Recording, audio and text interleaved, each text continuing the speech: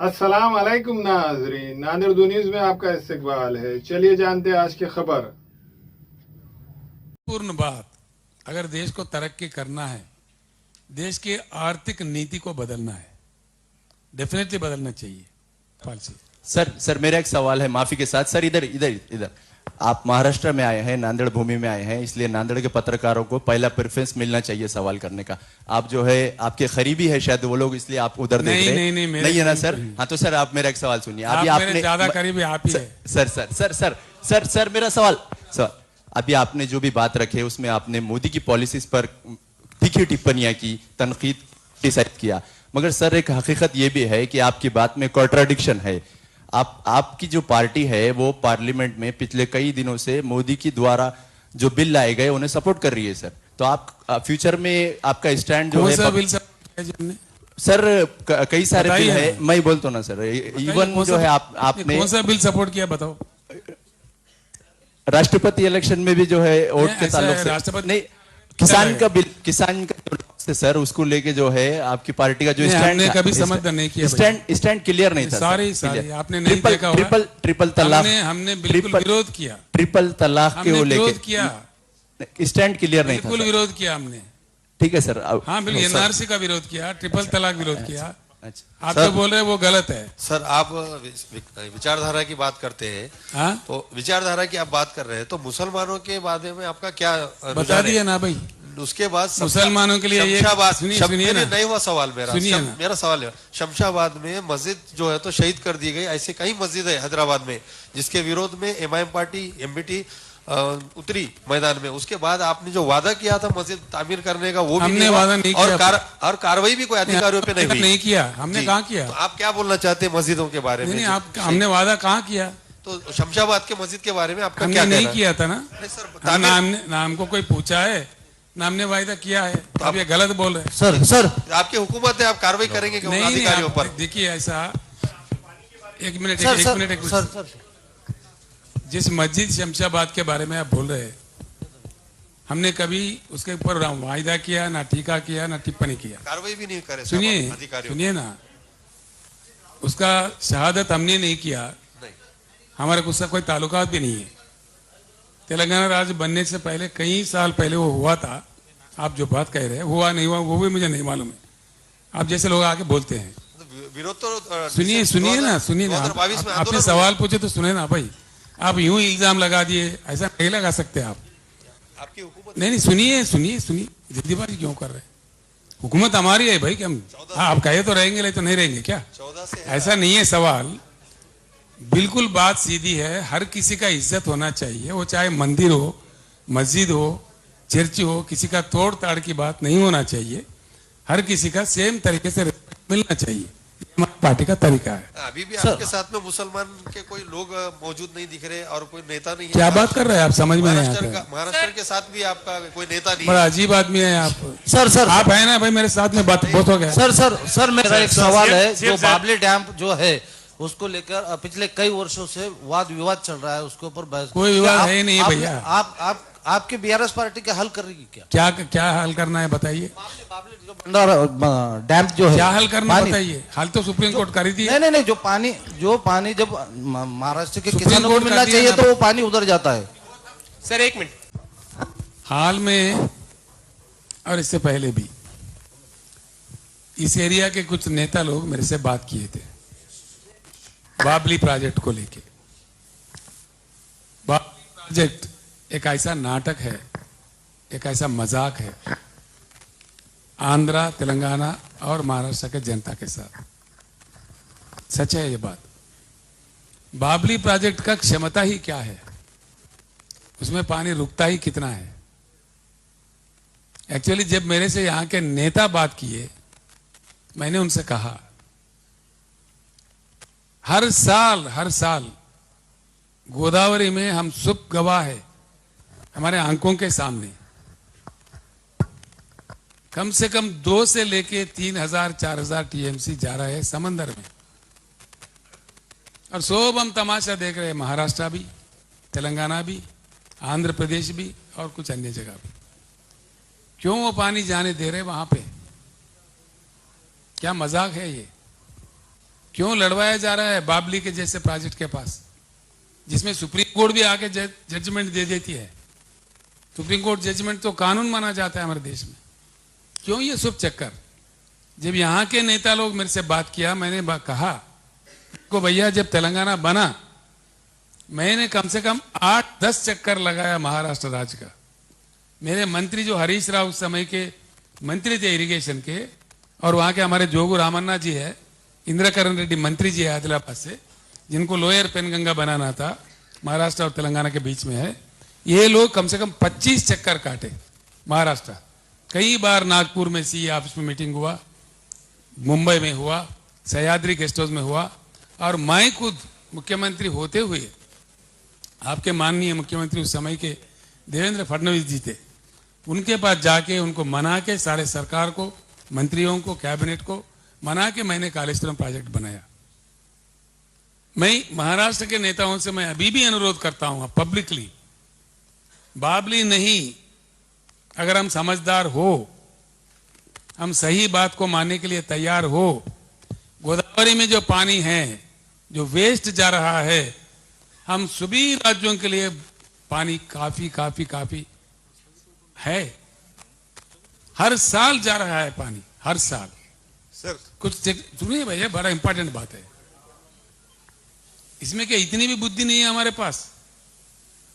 पार्टीबाजी के नाते केंद्र में अलग सरकार है, यहां अलग सरकार है, वहां अलग सरकार है, इन चीजों को लेके लड़वाया जा रहा है।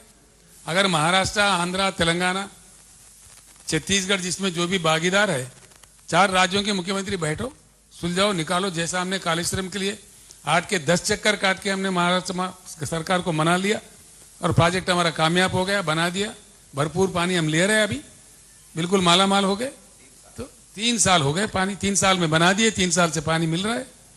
अब देश में नंबर 2, नंबर 3 के जगह पे आ गए। हम पंजाब से प्रतियोगिता कर रहे हैं। हमारे गुरनाम सिंह जी को गुस्सा आएगा, लेकिन पंजाब से हम प्रतियोगिता कर रहे हैं धान के उत्पादन में। पहले जो हमारे किसान भी आत्महत्या करते थे, यह बात नहीं हो सकता है। मेरा मतलब यह है भैया, आपने सही क्वेश्चन पूछा। अच्छा, यही तो दुख है, इतनी छोटी छोटी चीजें पे हम लड़ जाते हैं। जो 0.4 टीएमसी, 0.1 टीएमसी, 1 टीएमसी भी नहीं है बाबली में, उसके लिए लड़वाया जाता है। और 2500 टीएमसी वहां जा रहे समंदर में। पानी है गोदावरी में, प्राणहिता और इंद्रावती मिलने के बाद पूरा हमारे आंखों के सामने से जाता है, हर साल जाता है। सिरोंचा जो दीपक दादा जो वहां के एमएलए रह चुके हैं, उनसे लग के सिरोंचा से ही चलते रहता है। हमने कहा भैया उसको रोको, सारे मिलकर ले लो। हमने यहां तक कहा बड़ा मन करके, भीड़ में किल्लत है पानी का, किसी ने बताया मुझे जालना में किल्लत है। क्यों भाई, ले लो पानी, क्यों गोदावरी आपके पास है, बैठो, आओ समझौता करो, तेलंगाना सरकार के पास आओ, हमारे श्रीराम सागर प्रोजेक्ट से भी लिफ्ट लेके ले लो। हम तो इतना बड़ा दिल से बोल रहे हैं, यस पानी की उपलब्धि है, उसको प्रूव करो और ले लो। दो किसानों को दे दो, जालना में दो, भीड़ में दो, जहां देना दो। क्यों नहीं देना चाहिए? देश वंचित नहीं होना चाहिए।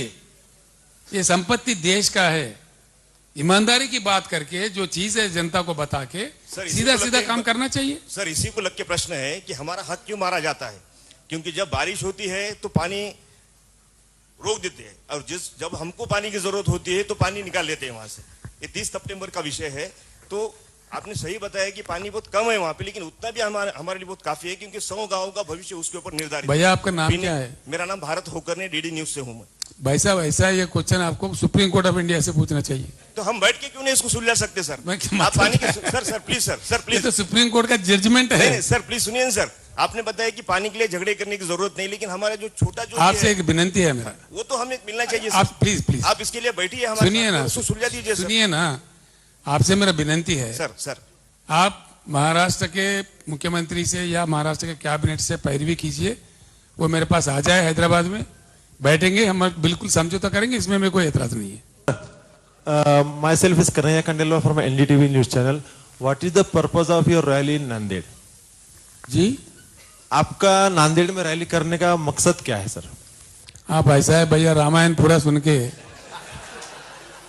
राम का क्या सीता क्या लगता है बोलो तो मैं क्या बोल रहा हूँ। आपको मेरा सर समझ में नहीं आया सर कि सारे जो पॉलिटिशियंस होते हैं इसी तरह की बातें करते हैं, आते हैं, अपना राजकारण करते हैं और फिर चले जाते हैं। सत्ता में आने के बाद सारे वायदे भूल जाते हैं। तेलंगाना में आप आइए। हम तेलंगाना में आने से पहले क्या था, आज क्या है, मैं आपको आह्वानित करता हूं। You can please, you are most welcome to the state of Telangana. Sir जो आपका अनुभव है, हमने उसको वहां गलत साबित किया है।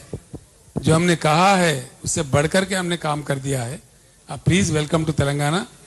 उसी तेलंगाना मॉडल को सारे देश में लागू करना ही हमारा प्रयास है। सर एक सवाल ये है कि तारीखी शहर हैदराबाद का नाम चेंज किया जा रहा है, हिंदुस्तान के कई शहरों के भी नाम चेंज किए जा रहे हैं, तो आप इसको किस तरह से देखते हैं? ये नाम चेंज करना एक नाटक है, काम चेंज करना बहुत जरूरी है। सर नाम चेंज की बात करने वाले सुनो ना भाई, नाम चेंज करने वाले नाटकबाजी करने वाले हैं, काम चेंज करने वाले बीआरएस वाले हैं। सर हाल ही में रामदेव बाबा जी ने, योग गुरु रामदेव बाबा जी ने एक बयान दिया है सर, उस पर आप क्या कहेंगे, आपकी राय क्या है? क्या बयान दिया? आप अखबार फॉलो करते हैं बहुत ज्यादा? नहीं, मैं नहीं पढ़ा भाई। रामदेव बाबा का कौन पढ़ते बैठते है? सर आप देश पढ़ने से टेररिज्म का रिडेंशन होता है। क्या है? नमाज पढ़ने से टेररिज्म का रिडेंशन होता है, और साथ में जो क्रिश्चियंस और मुस्लिम्स हैं वो ऑब्सेस्ड है कन्वर्जन में, ये उनका बयान था। मैं नहीं समझ पा। इसी से जुड़ा मेरा एक सवाल है सर। देश में 2014 के बाद से, मोदी जी आने के बाद से जो हार्डकोर हिंदुत्व की जो पॉलिटिक्स हो रही है सर, जो हार्डकोर हिंदुत्व की पॉलिटिक्स है, सभी सेकुलर पार्टीज अनऑफिशियली तौर पे उसके पीछे चल रही है। तो आप अब जब ये भारत राष्ट्रीय समिति, आप भी उसके पीछे जा रहे हैं? नहीं, मैं पीछे सीधा सवाल है सर, मैं बता रहा हूँ, आप भी उसके पीछे जा रहे हैं। नहीं, मेरा सवाल आपसे, इल्जाम हम भी दे सकते हैं आपके ऊपर। मैं आपको इल्जाम उसको काउंटर कैसे करेंगे? सभी कौन चल रहे हैं भाई? सभी के ऊपर आप यूं ही टोक देते हैं। सभी मतलब मेरा गलत बात है। नहीं, सभी के मैं आपके ऊपर आरोप नहीं लगाया सर। सर क्या चीज? मोदी जी ने आपका यह काम देखकर अगर आपको आमंत्रण दे कि आप मोदी जी का प्रधानमंत्रित्व ही हम स्वीकार नहीं करेंगे। प्रधानमंत्रित्व ही स्वीकार नहीं तो सवाल कहाँ से आता है? आखिरी सवाल, हमें ख़वातीन और औरतों के दिगर अमराज बांझपन के इलाज के लिए फैमिली प्लानिंग की मशवरात के लिए बेहतरीन आलात की सहूलत में नॉर्मल और ऑपरेशन से बच्चों की पैदाइश के लिए और ज़चगी के साथ साथ औरतों के दिगर अमराज के इलाज के लिए खुसूसी नज़्म केरला के मल्टी स्पेशलिटी और गवर्नमेंट हॉस्पिटल के तजुर्बेकार डॉक्टर खान सारा नुदरत, मावीन maternity and nursing home, Chawalwala complex, SBI bank के ऊपर, देगलू नाका, नांदेड़। फैशन साड़ी सेंटर में दूल्हा और दुल्हन से लेकर बच्चों तक के लिए बेहतरीन डिजाइन के कपड़े मौजूद। सिल्क साड़ी, कांजीवरम साड़ी, बनारस साड़ी, कॉटन साड़ी व रेडीमेड गरारा, शरारा और लांचा Punjabi dress material, jeans, T shirt के अलावा कोट पैंट, शेरवानी दस्तयाब है। Fashion sari centre, Srinagar, workshop road, Nanded. हमारे यहाँ फर्नीचर, पलंग, सिंगारदान, सोफा सेट, अलमारी, डाइनिंग टेबल, कंप्यूटर टेबल और दीगर कंपनियों के फर्नीचर दस्तयाब है। प्रोप्राइटर मौलाना मोहम्मद शबीर अहमद साहब, deluxe furniture mall and home appliances, fruit market के सामने, माल्टीगिरी रोड, कामठा, नांदेड़।